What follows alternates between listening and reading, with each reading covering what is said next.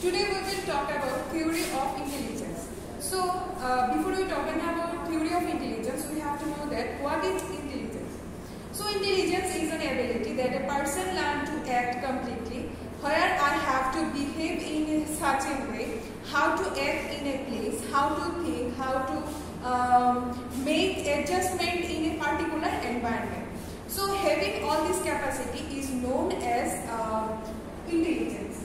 So, here is the different definition. Intelligence is a capacity to think rationally, to act purposefully, and to be effective. Theories of intelligence are divided into 6 parts: monarchic theory, which is known as unitary theory, then two-factor theory, then Gulford theory of structure of intellectual, then multi-factor theory, which is also known as NLP theory, then primary mental ability, and multiple intelligence theory. So today we will discuss about monarchy theory and anarchy theory.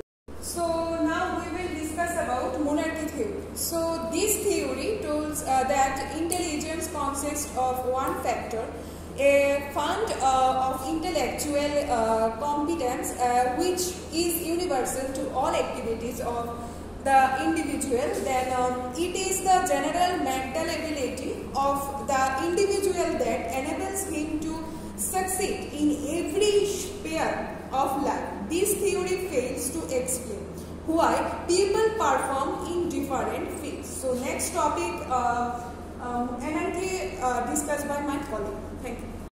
Now I will discuss anarchic theory. Anarchic theory was given by E.L. Thorndike. According to this theory, intelligence is formed by a combination of number separate independent factors. These factors are vocabulary, numerical reasoning, classification, sentence completion, etc. Each of these factors is a minute element. Is promoting a specific type of activity. Any intellectual activity is dependent upon a great number of the factors operating together. So we have discussed about monarchy and anarchy theory. Thank you.